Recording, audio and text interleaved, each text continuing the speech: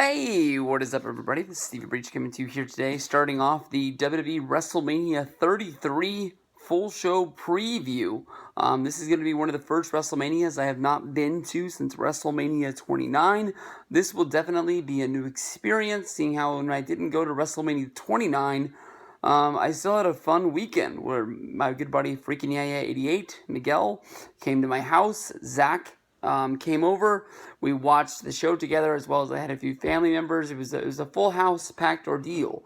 As of right now, I don't have any plans other than hoping nobody's home and I can watch WrestleMania by myself here in the living room. A lot like here I am watching the Yankees versus Rays preseason spring training baseball live on ESPN. Could not get any better, could not get any worse at the same time. But honestly, the way I feel about this preseason baseball game is probably about the same way I feel about WrestleMania this year. There's a few matches on the show that sort of grab me, but nothing that really shakes me. This doesn't even really feel like a WrestleMania. It honestly sort of feels like, I don't want to weaken it, but maybe like a SummerSlam event. And maybe it's not even there as well. There's 13 matches named. That sort of takes it back to like a WrestleMania 6 or a WrestleMania 7 feel where they just pack it full of these short 2, 3, 4 minute matches. I know those shows are most of the time 3 to 3.5 hours. This one's probably going to be closer to 8 with the 5-hour show as well as the 3-hour pre-show. But everybody's going to get their time. There's definitely matches on here that I have no interest in at all. Just to put somebody on blast, like Dean Ambrose versus Baron Corbin. But there's some matches on there like John and Nikki versus Miz and Maryse, where I want to see how much realism they're really going to put on it. There's matches like Shane versus AJ that sort of, to me, feel like they could go either way, where these guys can go out there and have a full-on spot fest that just doesn't really put together any kind of a story.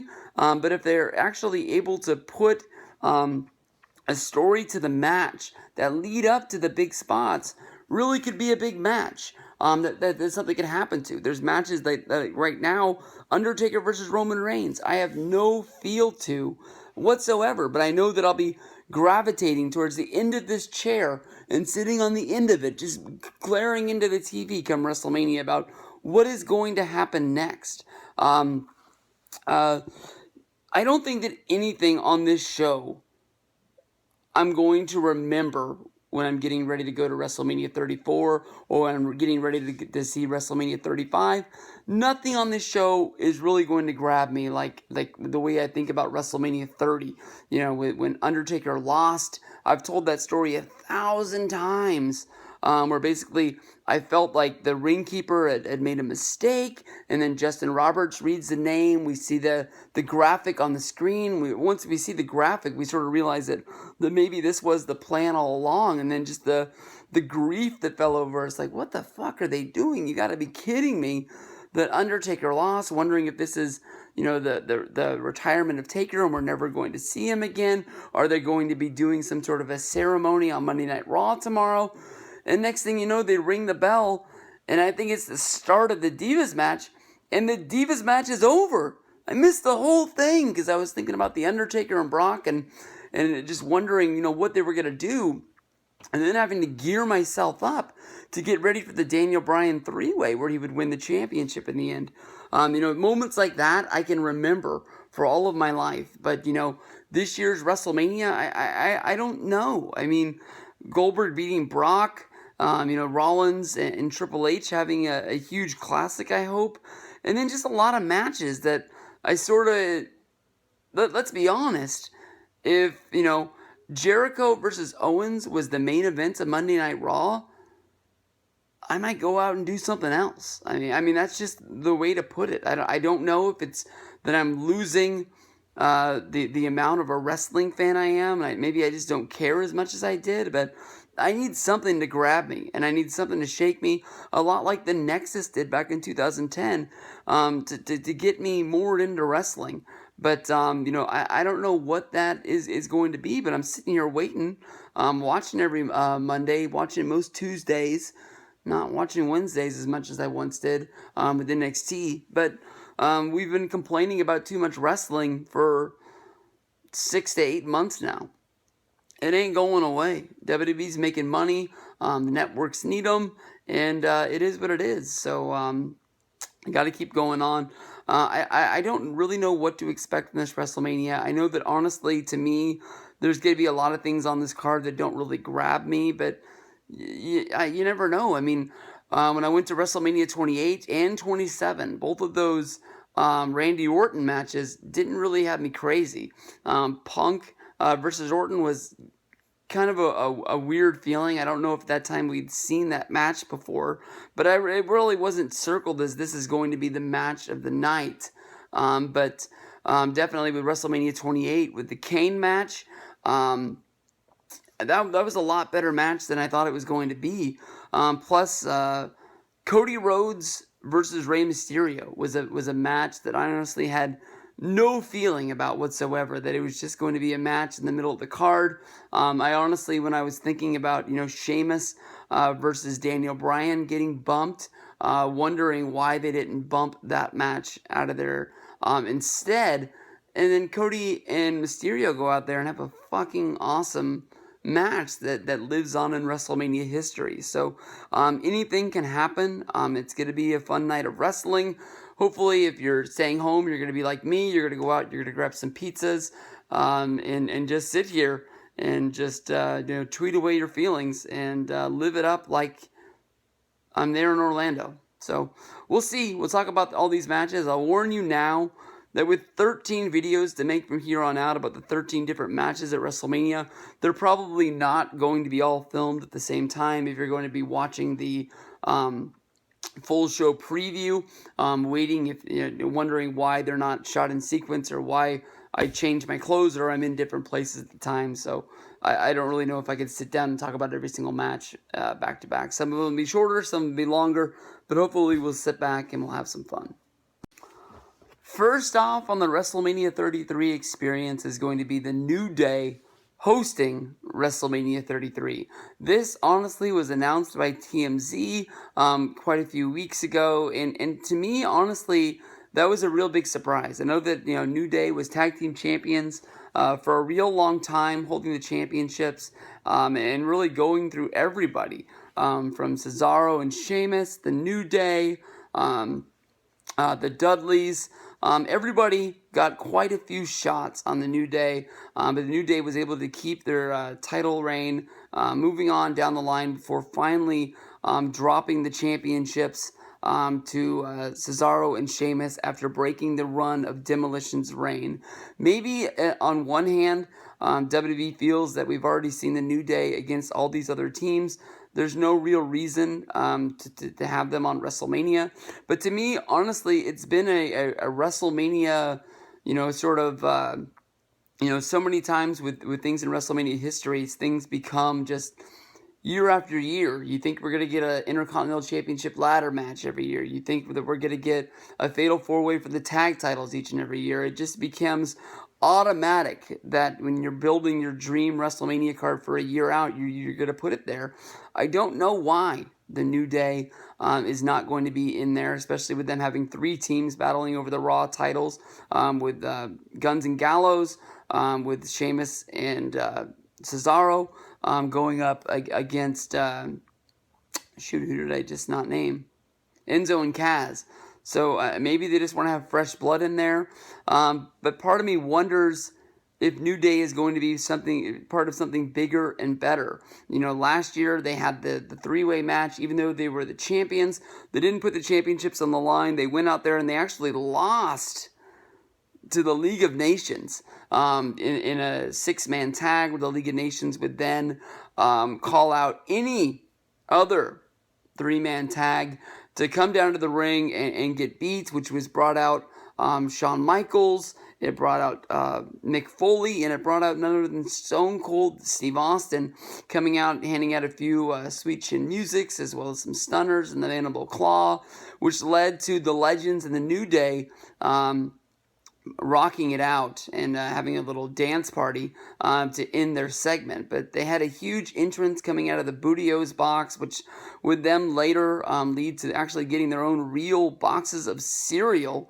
I don't know who would buy a $10 box of cereal, but they've sold tons, and Big E has dumped them golden shower style all over different people on the way to the ring. Everybody opening their mouth, trying to get a gulp of some Bootios.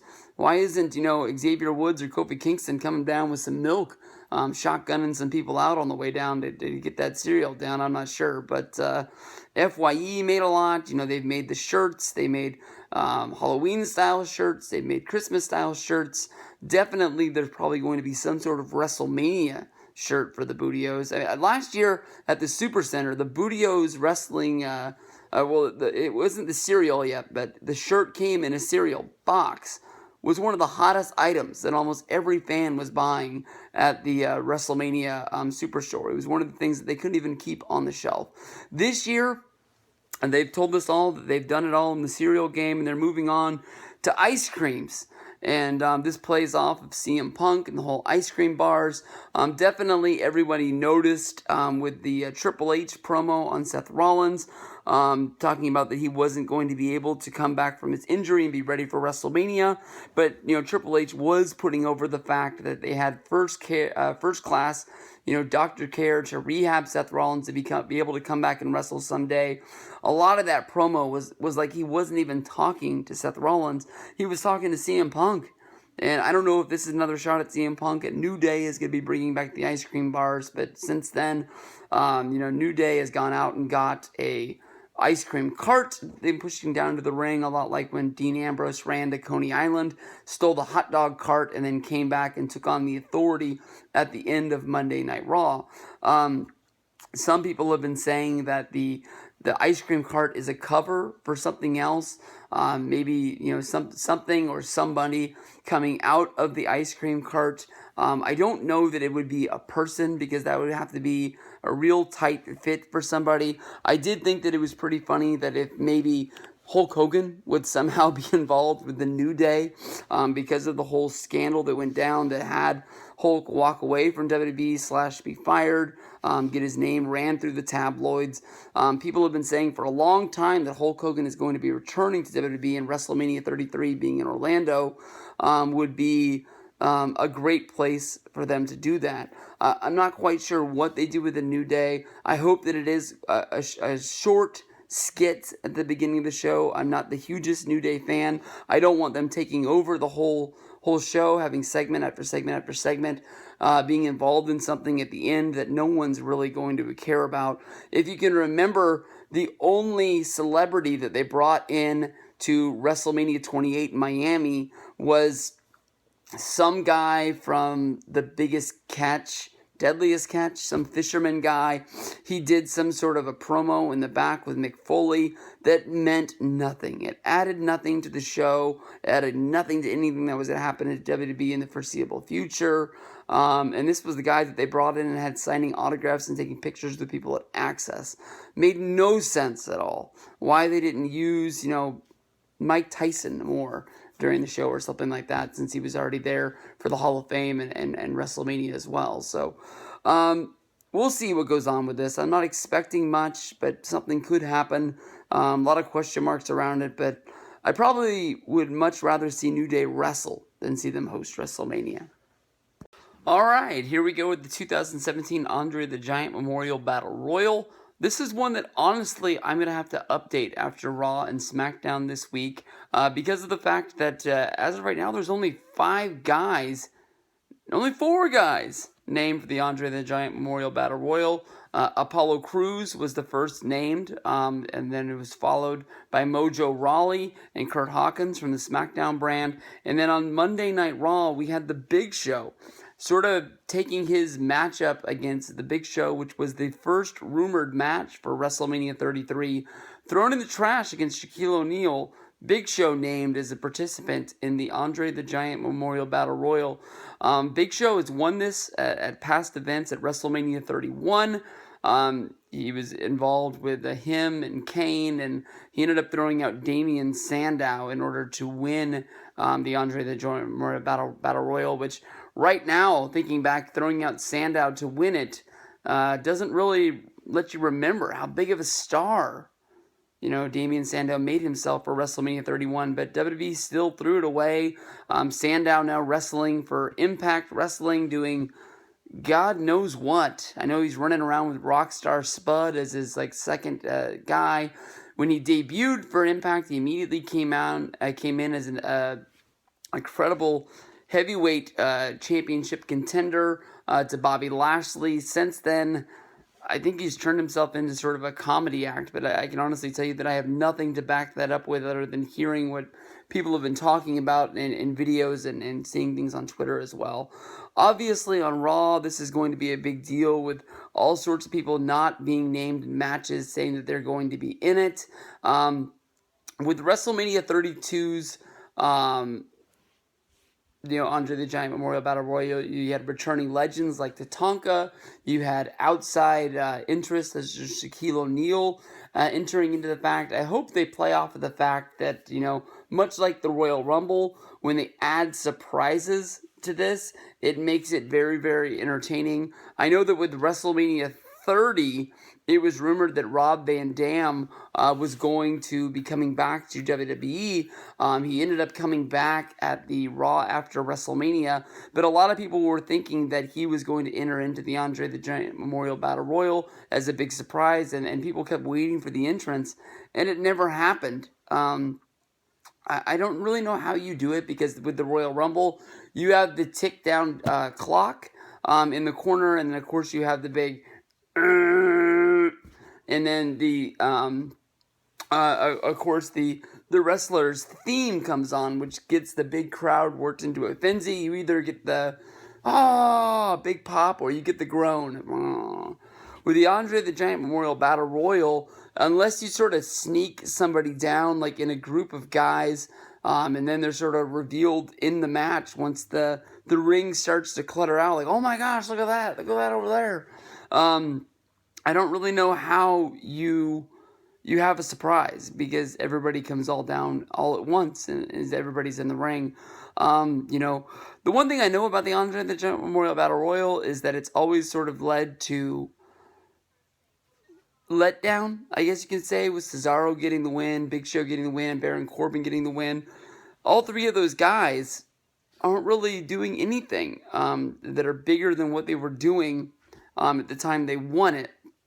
Cesaro, of course, now is in another tag team. At the time he won it, he was a part of the All-Americans with him and Jack Swagger.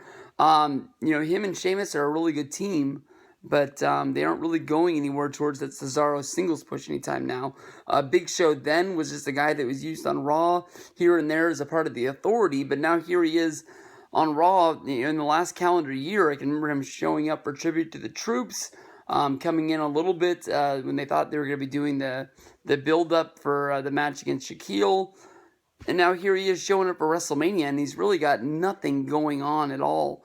Last year's winner, Baron Corbin, has been moved up to the main roster, but had that feud against Dolph Ziggler, had a mini feud against Jack Swagger. Hasn't really done anything. Was named to the SmackDown Survivor Series team, and only to be eliminated by Kalisto due to injury, and then be replaced by Shane O'Mac. And what could only happen in the world of wrestling. The guy is taken off the team due to injury. I think he still wrestled at Survivor Series against Kalisto, much like when TNA took the title off of Rob Van Dam, and then by the time the tournament was over, Rob Van Dam had come back and returned to be there. So as of right now, there's no prediction to who's going to win this. I'm sure there's going to be a lot of names that are named. The probably odds-on favorite to win this is going to be Braun Strowman. I don't think he's going to win it because of the fact that WWE, I think, has recognized at this point that winning this doesn't really bring any bright future to WWE's superstars. So we'll see what goes down with this one. But like I said, it's going to be one that has to be talked about on Wednesday once Raw and SmackDown are in the books. Hey, what is up, everybody? We're going to be kicking it off with the Tag Team Championships of the Monday Night Raw brand, The Club. We got to be coming in there with the WWE Tag Team titles. We've got Luke Gallows and Machine Gun Carl Anderson. They're going to be defending in a three-way going up against Enzo and Kaz, as well as Sheamus and Cesaro. All three of these are red-hot tag teams. Definitely, I think that Guns and Gallows should have been getting the push in the tag team division for a long time. I guess that WWE thought that the New Day breaking the Demolition's run was more important than getting any other teams over at the time, because we saw all three of these teams, as well as the Dudleys, get beat on pay-per-view month after month after being built up as guys that had a shot to win the titles. That might be one of the reasons why the New Day won't be featured in this match, is to give some fresh blood to the tag team divisions. Right off the bat, I'll tell you that my prediction for this match is that Enzo and Kaz will be finding a way to win this match and take the tag team titles. The club has had their little run with the belts as of right now. Cesaro and Sheamus were able to beat the New Day, but I think one of the things to add freshness to the tag team division of Monday Night Raw, they dropped the titles, honestly, pretty fast to Guns and Gallows, who had sort of became almost like a comedy group, I guess you can say. I know for a while they were running around doing the promos with the doctor's lab coats, holding the testicles in the jar, and trying to do that to be funny. Definitely with the Southpaw Championship Wrestling, with Sex Ferguson able to be, shot out over WWE's, it wasn't on television, but, be able to shout out into the WWE universe, from being able to see that on the Wrestling Road Diaries, as well as, the interview with Cliff Compton. I honestly thought that was really, really fun, as well as Machine Gun Carl Anderson being able to play Chad Too Bad, who I don't think we've seen before, but probably from all the time listening to Talking Shop on the MLW network. It's probably like one of the voices that you would have heard if you were on the bus traveling with New Japan from show to show that would piss off AJ Styles so much. These guys are a really entertaining team, as well as a really badass team once they get in there. I think they've been really good champions, and definitely aren't going to be going away from WWE. Hopefully we'll be able to see these guys hook up with Finn Balor, maybe even hook up with AJ Styles. Everybody still wears the club attire, even though they're on different brands. We haven't been able to see them show up and try to help AJ out, even though that was sort of hinted at once the draft went down. We saw Carl Anderson say that these brands aren't really going to be able to break up the club. If he ever needs help, we'll just be one phone call away. We haven't seen that yet, but maybe somewhere soon we'll see it. Cesaro and Sheamus definitely have the ability to come in and take this over. They sort of were built in as a tag team for the reason that there was nothing for them to do in the singles division, but I wouldn't be surprised if this is Enzo and Kaz's night. They've really lit everything on fire, and look, Mojo Rawley is on Sports Nation. That's fucking awesome. I tweeted this video out today when I first saw it on Gronk's Instagram, pumping up WrestleMania, but damn, that's pretty fucking cool. I wish he was still involved in a tag team, but I wish Mojo all the luck in winning the Andre the Giant Memorial Battle Royal. But Enzo and Kaz, I think they have a shot to really carry the division. They book Enzo as the guy that's really over because of being able to run his mouth and talk in any situation that he can. He's only really had one promo that sort of bombed on Monday Night Raw. Anytime they hold him the stick, he's been able to really carry himself. But I wouldn't be surprised if they just have sort of a short run, giving them the titles on the WrestleMania stage, to sort of give NXT the nod of being able to, make somebody, bring them up to the main roster, and then get them over. But then I wouldn't be surprised if these three teams, as they all stay on Monday Night Raw, have good runs with the belt, trading them around. In the tag team division, even though it's not as strong as SmackDown's, it's got a pretty good base right here. In what honestly has a chance to be a real barn burner of a match, the WWE 205 Cruiserweight Championship title is going to be on the line as Neville puts the title on against Austin Aries. Both of these guys were brought in to WWE really not to be a part of this Cruiserweight show that's filmed for 205 Live on the WWE Network, but really have knocked it out of the park since joining up with the brand. Neville came back from an injury, making his return at Roadblock this year. Neville, who had a really bad injury at a NXT live show in LA, basically joined up to be commentating for the 205 live show. Once he was able to make his return, he attacked Neville and basically said that he wanted to bring the 205 Live brand to the A double level by taking the Cruiserweight championship.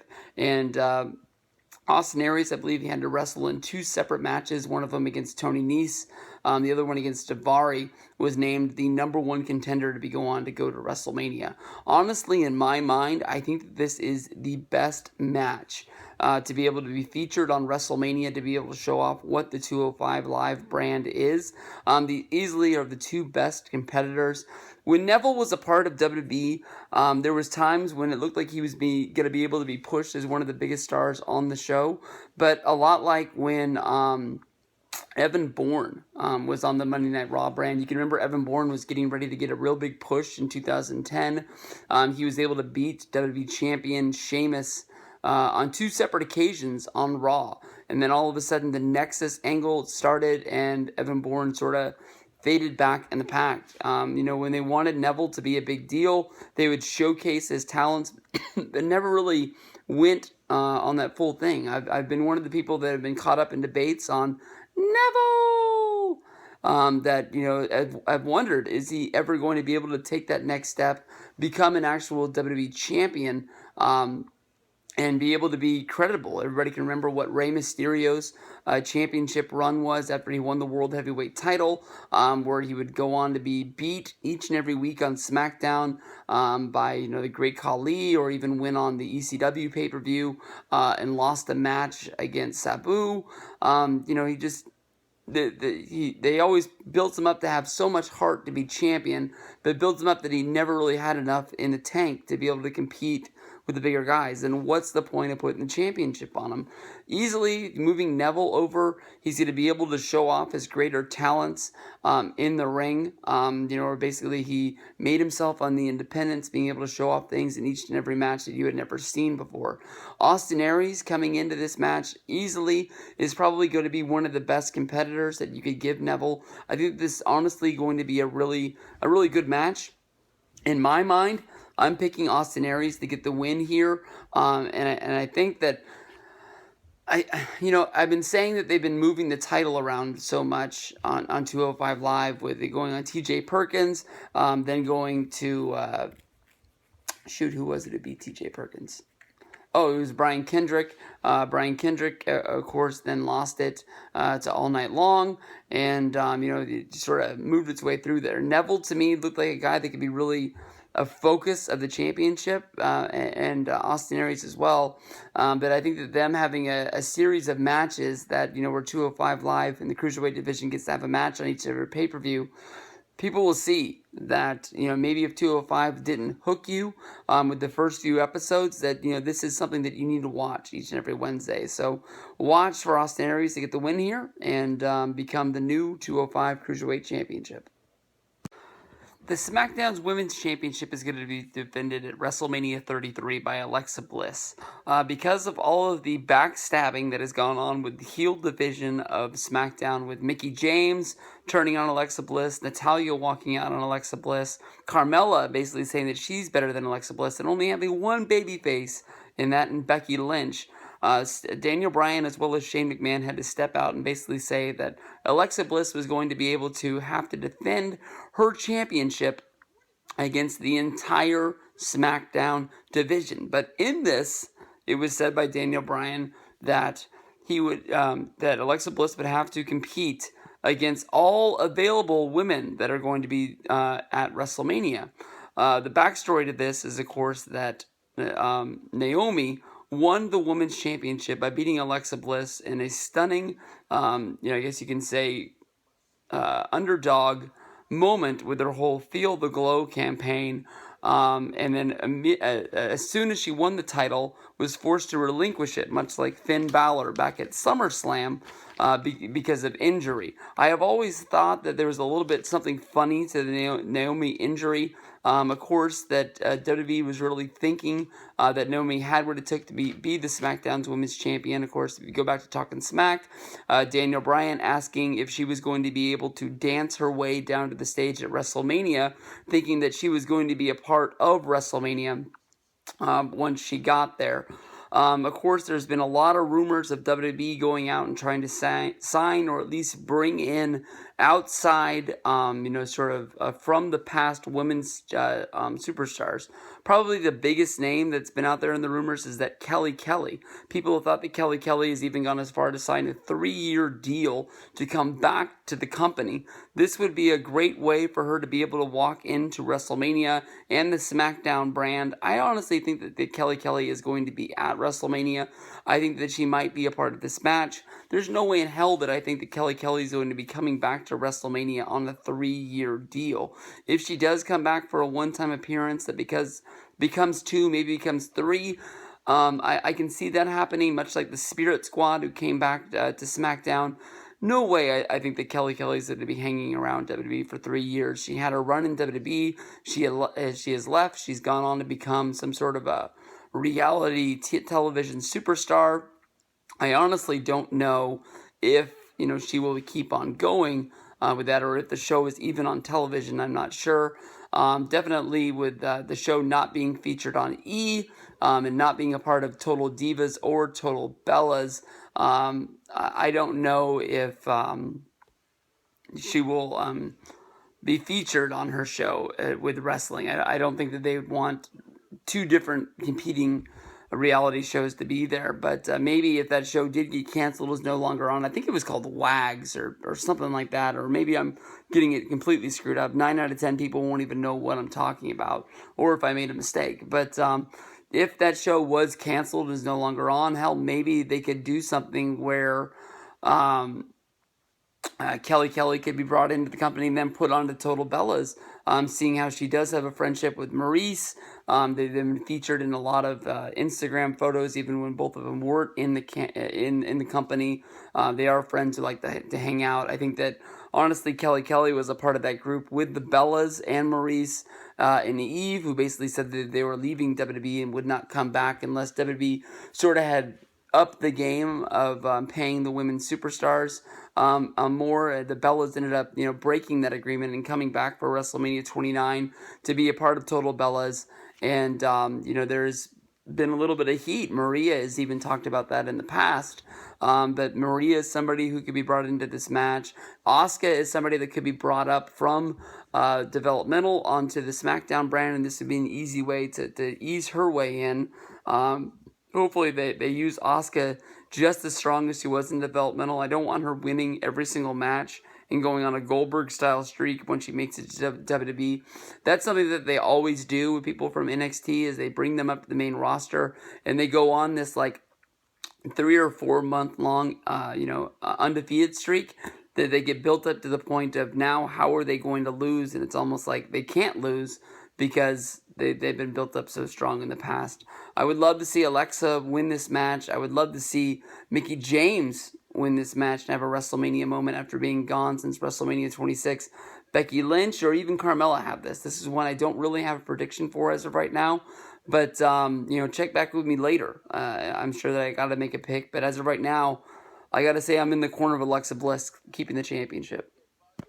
Hey, what is up, everybody? We're back at it yet once again, wearing the WrestleMania sweatshirt today, not wearing the DIY shirt backwards. I honestly had no clue. It will go down as one of the biggest bloopers in Stevie Breach history.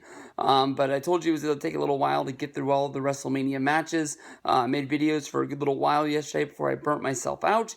And we're going to go at it, and hopefully we can finish it today. And it's not a 3-day ordeal. But we'll kick it off with the Intercontinental Championship match. It's going to be Dean Ambrose coming into WrestleMania as the Intercontinental Champion, taking on Baron Corbin. Baron Corbin, honestly, debuted last year on the main roster, winning the Andre the Giant Memorial Battle Royal. They've hyped him up. They've put the burner on him and heated him up. They've cooled him off. They've done everything with him this year. Most notably, probably his feud with Dolph Ziggler. Where honestly they went back and forth. They traded matches back and forth. One of the matches ended with, I believe, Baron Corbin getting kicked in the nuts for a disqualification.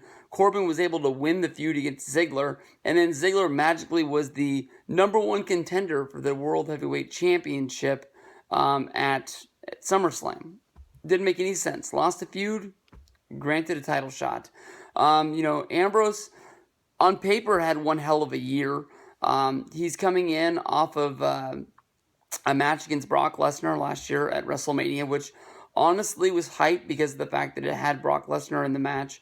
But the match wasn't that good. Brock didn't give Ambrose anything.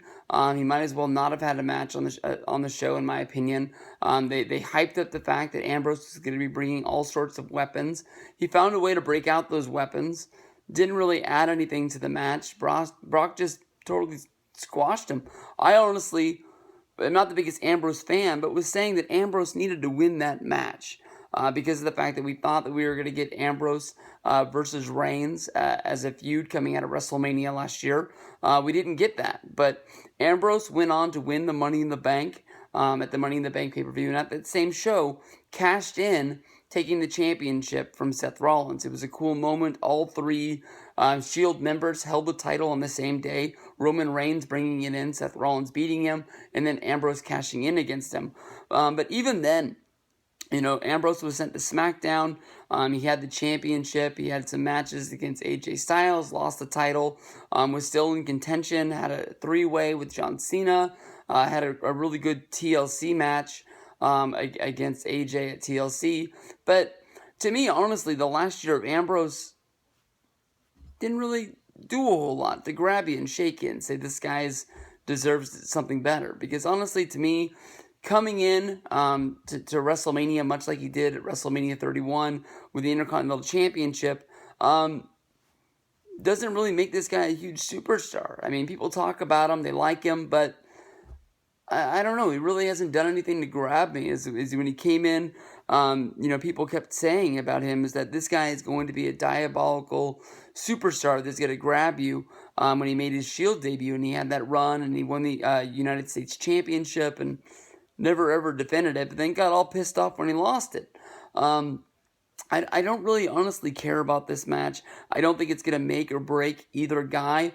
I would like to see Baron Corbin beat him to take the championship and then see what kind of run they could do with it. But honestly, in my opinion, it's like every time we make a video talking about the Intercontinental Championship match at a pay-per-view, we say this is the guy that's going to take the belt and make this title mean something. I thought that when they did the brand split and they only had 2 titles for singles wrestlers on each show, I kept thinking this is where they're really going to make it or break it, and they haven't been able to figure it out yet. So Baron Corbin winning the championship, to me, isn't going to take it to new heights, but maybe it'd be something different, and maybe we can see what Baron Corbin can do in the future. Because, when these guys win the Andre the Giant Memorial Battle Royal like Baron Corbin did last year, we keep thinking that this means they're going to put the gas on him and make him into a true major star. They haven't done it yet, but let's see what they can do. This is one that, honestly, if you go back and watch my WrestleMania 33 predictions video, where I read the current card that people were saying that they were going to do, after it first came out that they were going to do this mixed tag between John Cena, Nikki Bella against Miz and Maryse, I crapped all over this match, saying that this was stupid. It was a bad way to bring the reality of Total Bellas and Total Divas into WWE and use it on the main stage of WrestleMania. I know that honestly, sometimes with some Divas matches, mostly like Natalya chasing the Divas Championship and things like that, and Nikki Bella's title run, it almost seemed like Total Bellas and Total Divas was using WWE television to sort of write their show. This one right here makes it seem that WrestleMania is being told what to do by E! Entertainment, that this is the match that they want to have. I can honestly tell you that, Miz, other than going after the WWE World Heavyweight Championship for, the belt that's held by Bray Wyatt, this honestly is the best way to go after and use his talents that he's given to us this year. Miz needed to be rewarded with a huge match. Honestly, there's people that crap all over Miz's 2010 WWE Championship run where he main evented WrestleMania 27. He became an afterthought of Rock versus Cena, building up WrestleMania 28.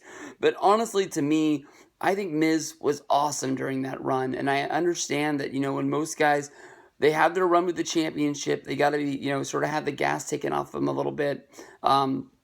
Because new, fresh guys, especially at that time when they only had one championship belt, they need to be, sort of, brought back and mixed around and things like that. Miz honestly felt like he fell further and further down the card. He became an Intercontinental champion. They put Ric Flair with him. They tried gimmick after gimmick. They gave him Damian Sandow and made him into a tag team. And he was always entertaining. But honestly, the way that Miz has turned this Hollywood gimmick into being sort of a straight out shoot that he is a real wrestler, that he's entertaining. He is everything that WWE asks him to be, but they're not giving him the right things. Putting Miz against John Cena is almost the same way that they're saying that the AJ versus Shane McMahon match is the best way to congratulate AJ and put him into a high caliber match. I honestly wouldn't have turned down seeing AJ versus John Cena yet once again, even if it is the fourth time we've seen it in a calendar year, because of the fact that it is on the WrestleMania stage and special things happen when guys have great matches at WrestleMania, and it's matches that people honestly really want to remember. But I give it up to Miz. This is honestly the biggest match that they can put him in. He's not going to win it.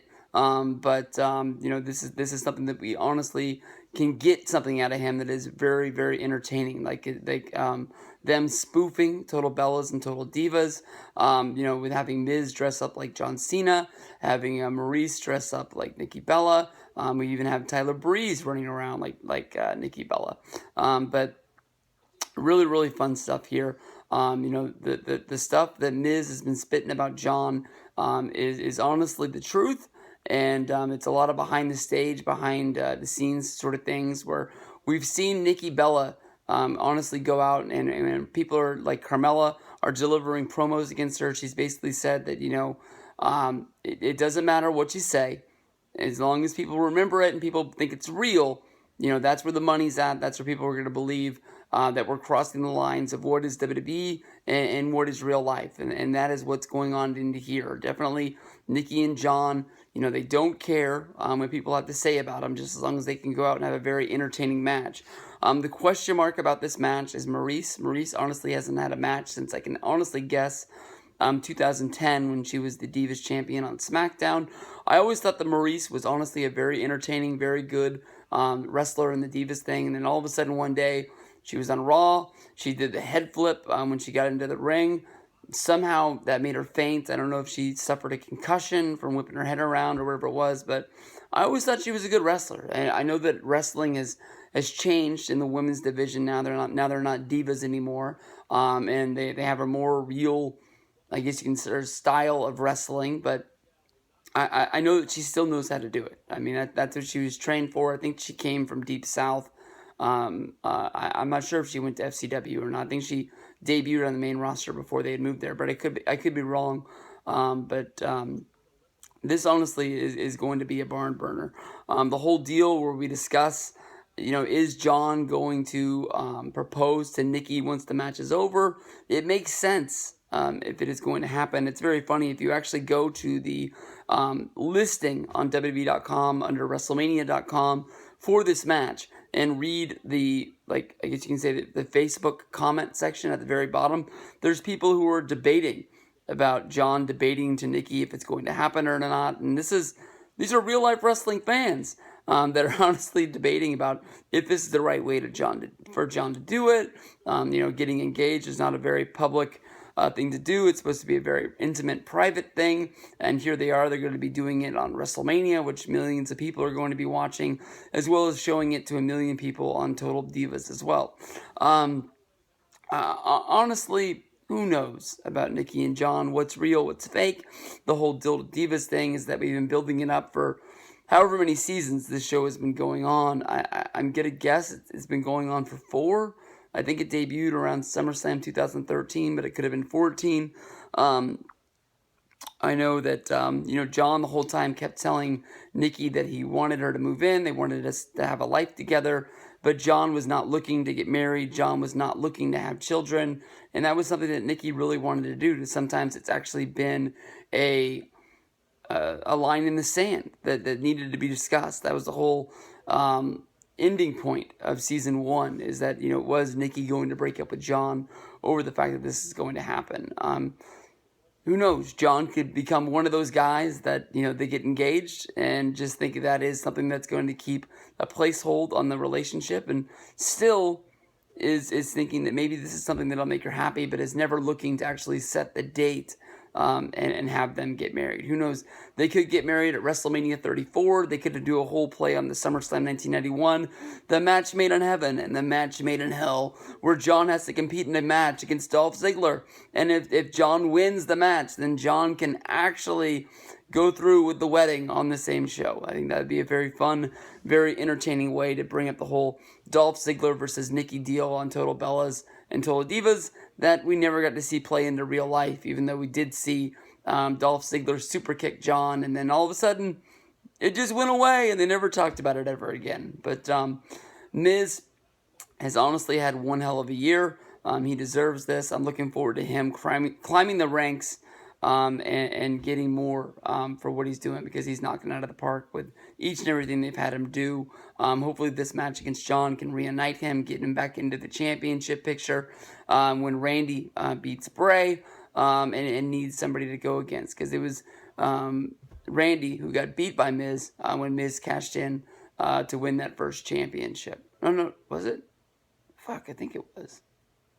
Yeah, because it was Randy against Wade on Monday Night Raw. The Nexus ran in. John ran the Nexus off. So then basically it was just straight up one-on-one for Miz to come down and cash in. There was nobody left to interfere in the match. So fun stuff. We'll see what goes down with this one. But I'm taking the money on John and Nikki to get the win. And then I'll take the smart money by doubling down and putting John to ask Nikki to marry him. And then hopefully we get the yes. I don't know what they could do to make a turn off of Nikki, but people out there are actually thinking that it might happen. This is one that honestly I fought and decided that this should have been the WWE Universal Championship match. Honestly, in my opinion, I understand why Goldberg and Brock got the higher nod, but honestly, in my opinion, Goldberg versus Brock is that level of dream match that WWE used to use on each and every WrestleMania when they first had the brand split, where they would put somebody from Raw versus SmackDown, whether if it was Bobby Lashley versus Umaga, whether if it was Shawn Michaels against Kurt Angle. It was sort of bringing two guys together that they really worked hard to keep themselves apart. Brock Lesnar being a part of the main roster, working limited dates throughout the year. Goldberg, a guy being brought back out of the past because of his video game commercial was so popular. But honestly, I think that the championship should always be featured on guys that are going to be on Raw and going to be on SmackDown each and every week. And, Kevin Owens had one hell of a run with the title. And Chris Jericho had one hell of a run being his second banana, the second in charge. He got himself over with the list. They had one hell of a friendship. They caused strife, and they were that group that, a lot like Legacy back in the day for me, kept people watching Raw because of the fact that Owens went on such a long reign with the title, even though a lot of the matches ended via like the Hell in the Cell match, where Chris Jericho just came running down, locked himself inside of the cell, and basically made a Hell in the Cell match into a 2-on-1 handicapped affair. How are you going to win a match like that? They cheated so bad and so blatant. Even one time, Jericho running down and punching Kevin Owens in the face, making him get disqualified and making him the winner where he still kept his championship. Things as cheap as that, made it where I'm gonna keep watching to the point of I want to see these guys lose because I want to make sure that when they get their asses kicked, I want to see it. Well, it seems that these guys have split up due to the whole corniness of the Carnival of Friendship. I think I got that right, but I think it could have been the Festival of Friendship. Something like that, where basically Kevin Owens didn't want to be looked at as a joke anymore. People are thinking that maybe they're splitting off and going their own directions, where Kevin Owens is going to be picking up the gimmick that he took after SummerSlam and actually becoming a Triple H guy with a whole sort of, as you can say, stable of Triple H, Samoa Joe, and Kevin Owens. We haven't seen that come to light, but right before Kevin Owens turned on Jericho, Triple H had a word with him privately, asking Jericho to take a hike, and we'll see if there is anything to play off of there. As of right now, there is no Samoa Joe match, so maybe you have, Samoa Joe and Sami Zayn actually getting inserted into this match, where basically Triple H sends out Samoa Joe trying to help Kevin Owens get the win. Sami Zayn, who's been having a program with Samoa Joe, comes running out to even the odds, and we all know that Jericho is going to be taking a little leave of hiatus after WrestleMania. Maybe you play into that whole deal. Sami Zayn versus Kevin Owens, the program that goes all the way back to PWG and Ring of Honor, and them breaking into the business as the tag team together. That's never going to die. Even though before the brand split, they made it seem like they were going to different brands, basically saying that they were going to have one last fight to even the odds and say that was it. They even came out with the T-shirt that said "Fight Forever." Fun stuff with this match. It's just a shame that the United States Championship has to be sort of an afterthought in this whole deal. Roman Reigns won the United States Championship. I think he did have a break where he lost it for a minute, but then regained it back. But he held it from SummerSlam until WrestleMania. And honestly, like when I talked about the Intercontinental Championship, where it's like every single time somebody wins these secondhand titles, we say this is where they're actually going to put a light on this title. Ever since they've done the brand split, this is where we're going to make this title mean something yet once again. To me, honestly, I thought that this match was going to be in the top 3 matches of WrestleMania because of the fact the Universal Championship is going to be there. Now, with it only being a United States Championship match, I don't think it's going to get dropped to the pre-show, but I don't think that it's going to have a prominent spot on this year's WrestleMania card, even though these guys were heavily featured in the main event each and every week of Monday Night Raw. This belt has made this match sort of unforgettable, or I guess you can say forgettable. I think maybe I said that wrong. But, this should have been a much higher deal. And I think that if the United States Championship wasn't featured in this match, it would be higher. I'm going to take Kevin Owens to get the win here. It's a shame that he has to drop from being United States. He has to drop to being the United States champion. But, fun stuff should come out of this match. And we'll see what happens at WrestleMania 33. Alright, here we are. I thought we were finished, but somehow I skipped one of the matches along the way. This ends up being the Raw Women's Championship. This is going to be Bayley in a fatal 4-way going up against Charlotte, Sasha Banks, and Nia Jax. Honestly, in this match, it sort of seems like everybody has a chance to win this ordeal. I was really one of the people that really believed that Bayley getting her moment at WrestleMania this year would have sort of been a great way to end Charlotte's streak.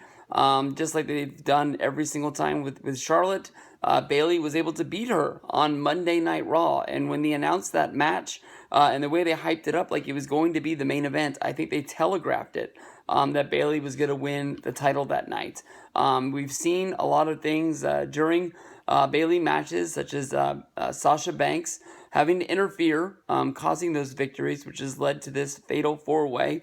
The one surprise is how Nia Jax snuck into this match. When we were talking about the proposed, leaked, whatever you want to call it, rumored WrestleMania 33 card, this was booked as a fatal 4-way, and Nia Jax was nowhere in the title picture. She was just still just sort of squashing people left and right.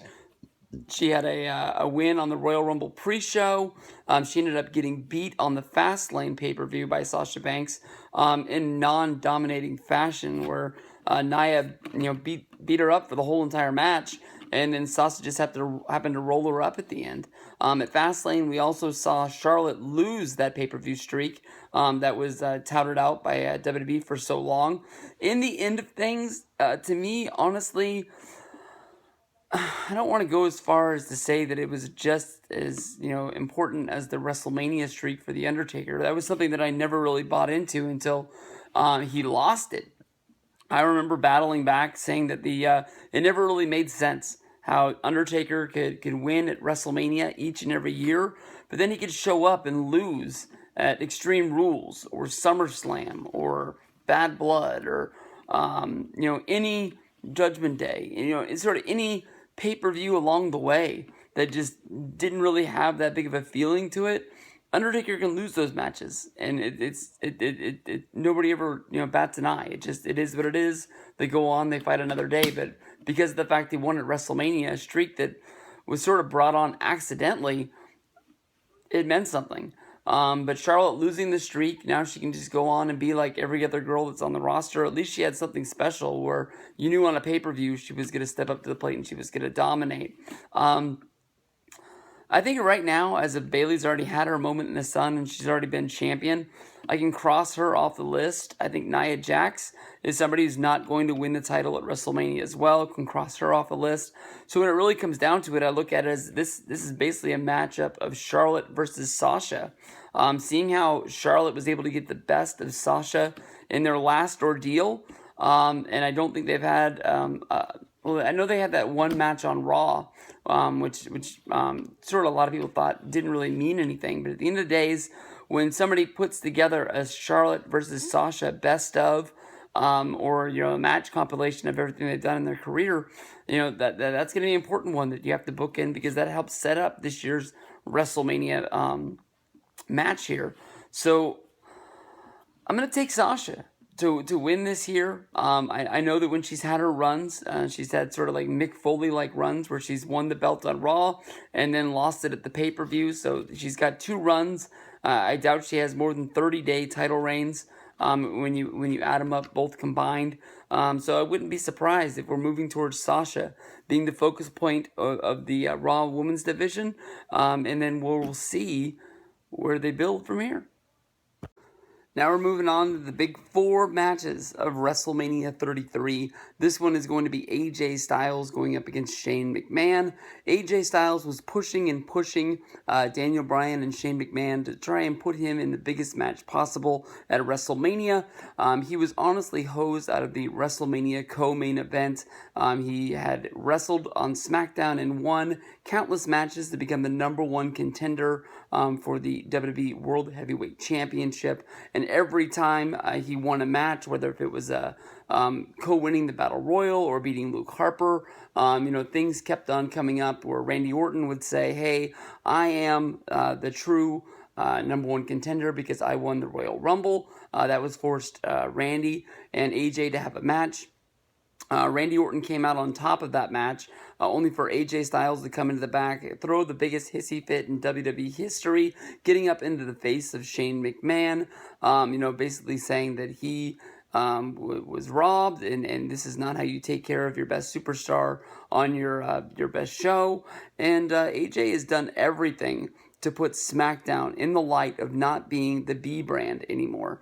I think AJ has gone out week after week having great matches, whether on television or on pay-per-view or even carrying the house show market, showing basically that WWE messed up a couple of years ago and they passed on him when TNA let him go.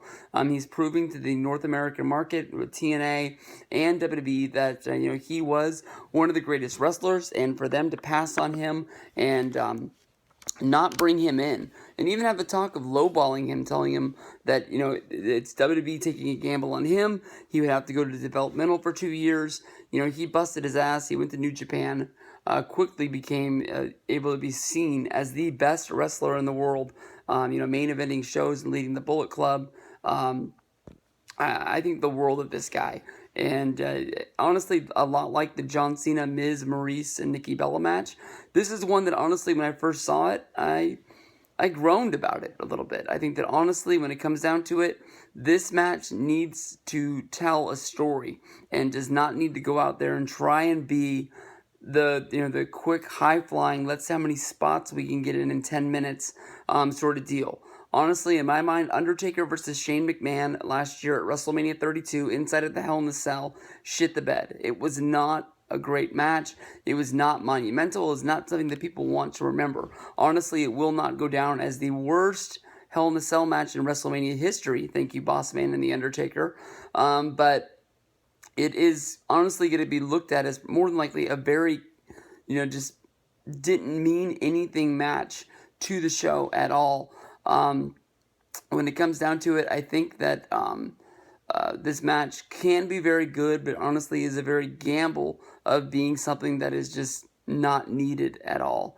I do like the argument that was made that, when you put AJ Styles against Shane McMahon, it does give him a better match than, what else was out there. I mean, trying to do some sort of co-branded SmackDown versus Raw. You've got AJ Styles, you've got Samoa Joe, you've got Sami Zayn, you've got a few guys that as of right now that are looked at as a higher talent than the Andre the Giant Memorial Battle Royal, but, nothing really that would have, I made a video a while back when it was rumored that they were going to do AJ Styles versus Samoa Joe. And one of the reasons why I really wanted to have that match was the comedy for the hardcore fans that AJ Styles and Samoa Joe busted their ass in not developmental, I apologize, I screwed that up. They busted their ass in TNA. TNA's second home is Orlando, where they film their television week in and week out in the Impact Zone. And here they are coming back down for WrestleMania 33 in Orlando in their own backyard. Basically TNA gave both of these guys the boot. Samoa Joe honestly did ask for his release, but that was only because, before the Beatdown crew, Samoa Joe really wasn't doing anything. And even in the Beatdown crew, Samoa Joe was the second banana of that group. And, you go back and you remember that first Bound for Glory challenge where throughout the tournament, Samoa Joe ended up with -5 points. I don't think he won a match the whole time. And a guy like Samoa Joe is one of their, he was honestly one of the most popular guys. Easily one of the best wrestlers they had.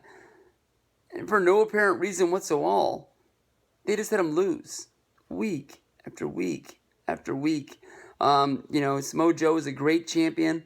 He had the great run against Kurt Angle. Maybe one of the things that hurt him more than anything else was Kurt Angle coming into the company and then rushing into the Samoa Joe versus Kurt Angle feud. That did give TNA a boost to lifting them up to where people on the outside were looking in. But honestly, bringing in Kurt Angle, they could have been doing Kurt Angle against anybody, and people would have been watching because that's how popular Kurt Angle was at the time, and people were so surprised that he did make the jump to be there. Honestly, Shane and AJ have already done the table spot with Shane McMahon jumping off the top turnbuckle, going through the table. So I don't know if that means they take that spot away from WrestleMania, but it sort of leaves it to me as what else are they going to be able to do? The backstory to this whole deal is that before this match was named, Daniel Bryan fired AJ Styles. So as of right now, is AJ Styles a free agent? Is he able to leave? Is he just basically showing up on SmackDown each and every week because of the fact that he's been challenged by Shane McMahon to have a match? Because I haven't really heard anything of Shane telling Daniel Bryan or Daniel Bryan himself pulling that back or maybe even firing. Maybe they'll just say it's worked into the contract if they end up doing a contract signing on SmackDown this week. Because this is a big match that people are going to be talking about. So, it's been talked about for a while that AJ will end up on Monday Night Raw because of how good he really has been doing. And I don't want to say that WWE's doubted him, but he's been blowing expectations away. Each and every show, he pushes himself higher and higher up the card. And he had his championship run. He lost it at the Royal Rumble. I would have loved for them to do John Cena versus AJ at WrestleMania. Even do the championship change there, meaning where John Cena took that 16-time reign, tying Ric Flair at WrestleMania, meaning that means something more. Definitely Rick could have been there. They had one hell of a match at the Royal Rumble. I'm not going to take anything away from them. But maybe they're thinking that, tying Ric Flair's record is not as great as beating Ric Flair's record. And maybe that'll be WrestleMania 34 after they do the match made in heaven versus the match made in hell, where, John can get married to Nikki and on the same card, get the 17-time championship before taking off and doing this pistachio commercials and, the movies and television shows and all that other stuff. So we'll see with this one. Definitely it deserves to be in that top 4 spot, but this is one that could really, break the mold for WrestleMania moments, or it could be honestly really one that just WrestleMania letdowns that just didn't give us what we were looking for. All right, let's get down to it. Let's see whose yard it really is. This one is going to be The Undertaker versus Roman Reigns. Roman Reigns, honestly, is the WWE's #1 big star in their own eye, no matter who has anything to say about it. If you listen to Monday Night Raw, if you listen to pay-per-view crowds, people love to boo Roman Reigns. WWE will always answer back saying that you should be on the local house shows, where basically there's always a loud cheer of fans for Roman Reigns, and Roman Reigns always seems to be one of the most over guys there is. They had a huge opportunity putting him up against the largest legend inside of WWE that seems to come back each and every year, bigger, better, and stronger than ever, in The Undertaker. I don't think there's one fan in Orlando that will be booing Undertaker come WrestleMania Sunday. Honestly, to me, Roman Reigns, ever since the fans have really turned on him, basically saying that Roman went through a long change of WWE shoving him down our throats, making it seem that he was the biggest and baddest guy of them all. To me, honestly, I'm not sure what really put fans over the edge. But to me, when I think most fans noticed was the CM Punk interview on The Art of Wrestling with Cole Cabana, where CM Punk told the story of the TLC match of the 3-on-1, The Shield versus CM Punk, where agents really wouldn't tell CM Punk what they wanted him to do in the match other than make Roman Reigns look strong. And CM Punk kept coming with the answer, why not just let him beat me? There's 3 of them and 1 of me. He was openly asking to lose the match because that made more sense than anything. Why not just let him win? That pay-per-view was a really weird pay-per-view. If you go back and remember, there's 2 separate handicap 3-on-1 matches. I believe Daniel Bryan took on the Wyatts 3-on-1 on that show, where basically the build-up was that CM Punk and Daniel Bryan were being a short-lived tag team going against people on Monday Night Raw, and the only way to even the odds and keep them shut up was to do the 3-on-1s.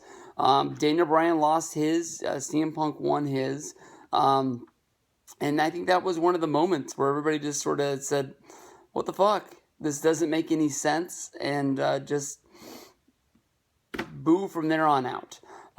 We don't really have a hard-on stipulation for this match, but Roman Reigns said in his promo 2 weeks ago that he was going to beat Undertaker to the point where Undertaker retired. I don't know if that's a metaphor of basically just saying that, Undertaker, who only has lost at WrestleMania once, being WrestleMania 30 against Brock Lesnar, is going to be so humiliated that he won't want to come back, and this will transfer the yard from Undertaker to Roman Reigns. To me, honestly, this is a very old sort of saying that Undertaker used to have. I mean, I think he was saying this back in 2001 and 2002 when he was still Undertaker the Biker. I can't really think of him calling this his yard since then. So whoever pitched this in the writing room has probably honestly been there for a long time, or just Vince is saying, I want to do Undertaker versus Roman, and nobody in the room had, a saying of what they wanted this match to be built around and why these guys were going to come together. To me, honestly, Roman being able to just go on full on heel wouldn't have made a whole lot of sense here. It's not like anybody was really clamoring for the Roman Reigns versus Braun Strowman matches that happened on Monday Night Raw and at Fastlane. But it doesn't make any sense, especially for the push of Braun Strowman. Braun is a guy that has been, beating guys mercifully left and right. He did not lose on Monday Night Raw the second time, but he definitely was being set up to lose before Undertaker come out. This week on Monday Night Raw, definitely we're going to be getting some sort of a face-to-face. They're probably not going to have them touch in WWE's the last show before WrestleMania, the go-home show, sort of tradition of not really giving anything away for free, making you want to see WrestleMania. But Undertaker is taking a spear. Roman Reigns is taking the choke slam. It's hard to pick against Undertaker at WrestleMania. But, it's one of those things where he's already lost the streak, so it's not there. If you go back and you watch my WrestleMania 32 predictions, I'm sure that I predicted Undertaker to lose the match against Shane, because it was Shane. But because this is Roman Reigns, because this is The Undertaker, I can't pick against Taker in this match at WrestleMania. It makes more sense for Undertaker to beat Roman. It's sort of, once it's all said and done, extend the hand, Roman Reigns in defeat, be able to take the gesture from Undertaker as a sign of respect, knowing the Taker's not going to be around. We didn't see him as much as we saw him last year. We saw him show up on SmackDown. We saw him a few Raw appearances, but it's not like he was doing the whole Brock Lesnar tour like he was doing a few years ago with the SummerSlam match in New York, the Hell in the Cell in LA, and then I think that Survivor Series was in Atlanta, but I'm not quite sure. But if they do the handshake deal, I think it's sort of cheap that if they do the heel turn there, where Roman would sort of do the Chris Jericho WrestleMania 19 thing and just sort of kick Undertaker in the nuts. They could do that, but to me, honestly, if they wanted to get this match more over, it would make more sense if they would have done the heel turn on the way, so that way he could have beat Undertaker and then taken the rub from beating Undertaker and moving that forward into the next few pay-per-views and making him the biggest, baddest dude on the block. It could go either way, but I'm picking Undertaker to get the win here and show the sign of respect to Roman and WWE, hoping that is what's going to take for get him over with the fans. All right, this one is going to be the main event of the evening. WrestleMania 33's main event is going to be the Universal Champion Goldberg going up against Brock Lesnar. And here we are, we're probably going to talk about this match longer than this match is actually going to happen inside of the ring. WrestleMania 20's event, they honestly had a good style match. I want to say that it went about 10 minutes. I haven't watched it, honestly, in a really long time. But in that match, basically, it's very famous because of the fact that crowds in Madison Square Garden turned on this match. Huge. Nobody wanted to see this. It was well publicized in mainstream news as well as wrestling news that Brock Lesnar was leaving WWE due to the fact that he didn't like the travel and felt that he could maybe make it playing professional football, and had an open invitation from the Minnesota Vikings head coach Mike Tice at the time to try and play on the line for the Vikings. He went to open tryouts. He did not make the team, but honestly did stay with the team longer than many people thought he was going to make it. From there, Brock went back to wrestling, as well as, I believe, trying to get into professional boxing before settling down on MMA, which then launched him into UFC, which then brought him back to WWE. Goldberg's line basically was the day that WCW closed, he was called by Time Warner and offered a buyout on his contract, where I believe they offered him less than 50% of his deal, where he basically told Time Warner over the phone to go fuck themselves. Goldberg would wait until the deal finally ended up and then signed a one-year contract to work for WWE under the understanding that he would be having a lot of wrestling matches with The Rock.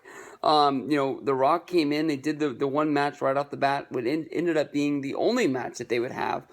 Because at the time, Rock was splitting time between WWE as well as making movies in Hollywood. Rock's career really started to take off, and Rock wasn't seen that year until WrestleMania, when he came back to do the match, him and Mick Foley against the members of Evolution minus Triple H. Goldberg's year in WWE without The Rock basically was not what he thought he was going to be out to be. He battled Triple H, on screen and off screen, as well as Vince McMahon, to the point where the contract was over.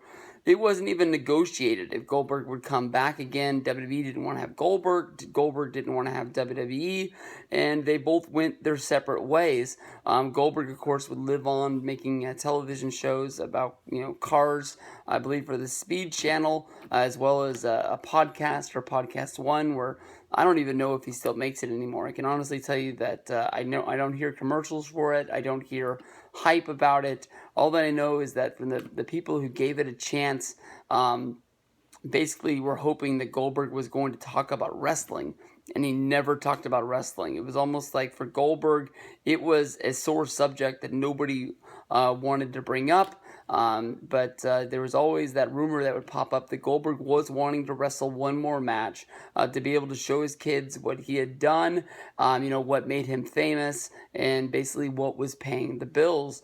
Goldberg always did, autograph shows where he would reach out to the fans, and he was always a really nice guy.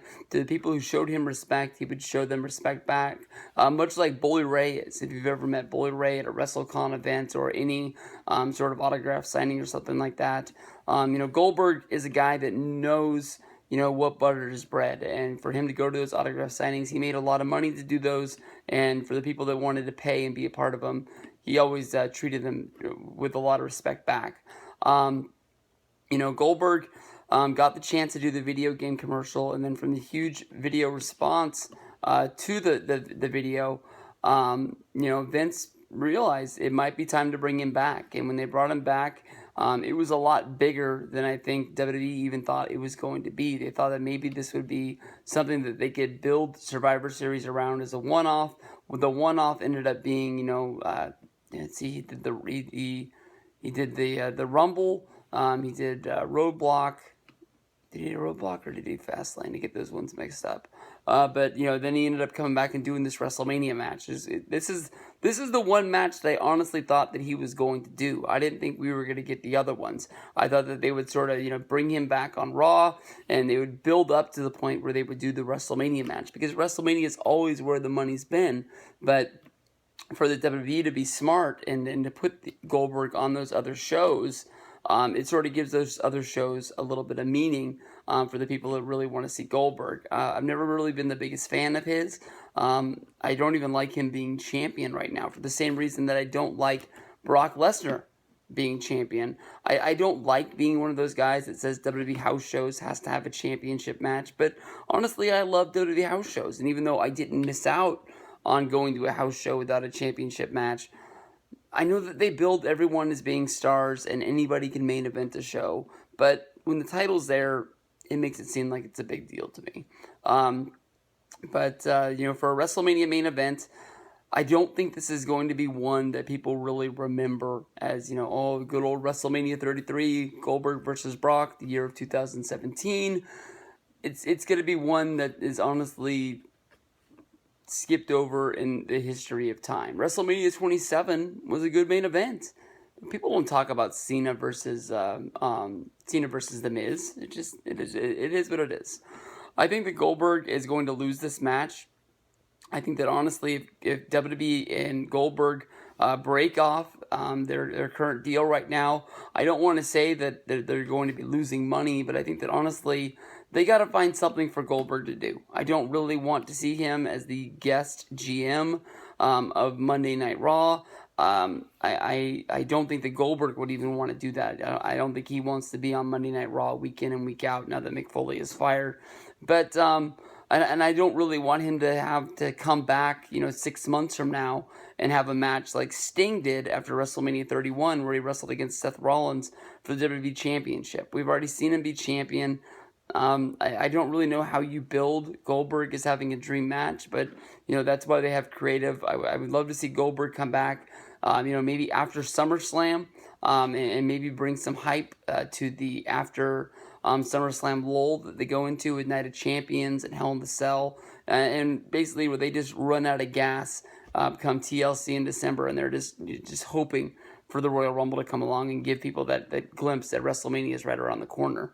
So I'm picking Brock in this one. Brock, finally got some offense, after losing at Survivor Series and then, being thrown out and eliminated at the Royal Rumble. He's been able to hit the F5.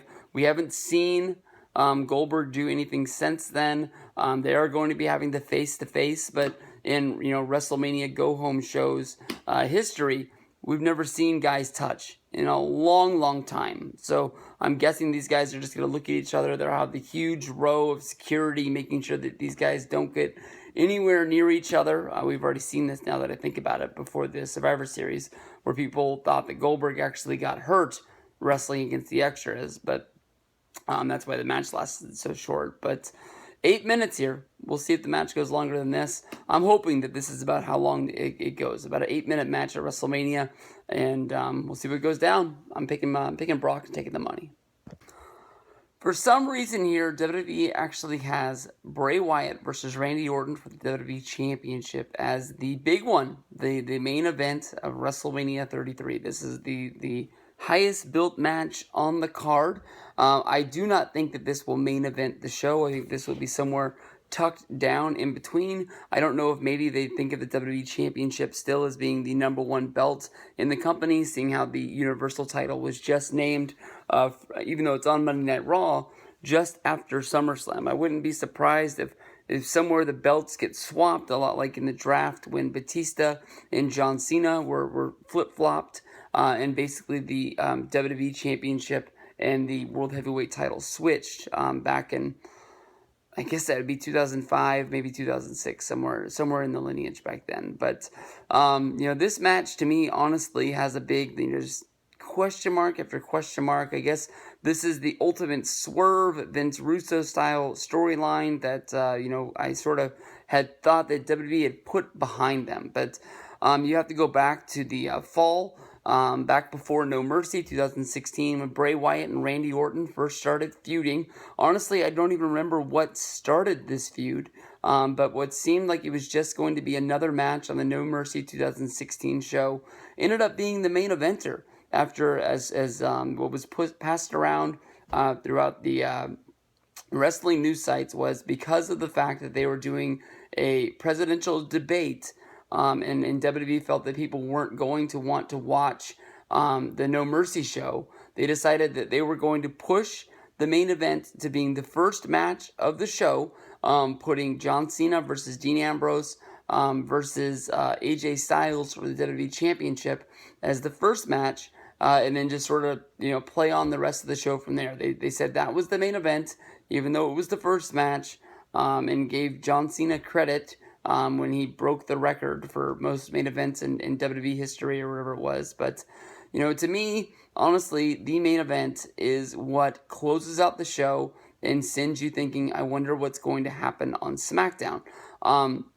In that match, Luke Harper returned, costing Bray Wyatt to win the match over Randy Orton. Randy controlled most of the match, but just didn't come out as the winner there. And then, they go out of that show. They do a series of matchups where it's Randy Orton and Kane and going up against Luke Harper and Bray Wyatt. Out of the middle of nowhere, Randy Orton hits Kane with an RKO and joins up with the Wyatts. It's still never been revealed, but I was sort of kept thinking that when it came down to it in the end, that Randy and Luke were both in this together, seeing how they both popped up around No Mercy back then. But, since then we've seen Randy and Luke Harper fight, and I guess that wasn't just them play fighting and going back and forth at it. They were really going, and it was only Randy who had the master plan, I guess you can say, to take down Bray Wyatt by burning down the house. And that's what happened, is they won the tag team championships, and after losing them, everyone was entered into the Royal Rumble, where Randy Orton came out on top. For me, as soon as Randy won the match, the announcers were talking about the fact that Randy Orton had been freed.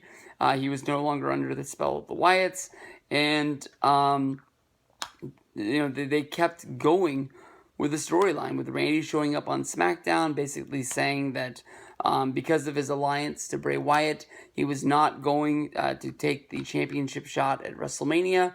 And to me, that was sort of like somebody came up with that in the meeting for SmackDown. All of a sudden, they're like, oh, it's a good idea, let's write that in. Even though you go back and you watch the Rumble and you see that celebration, Randy is nowhere under the spell of anybody, and he's just doing full-on babyface responses to everything that's going down.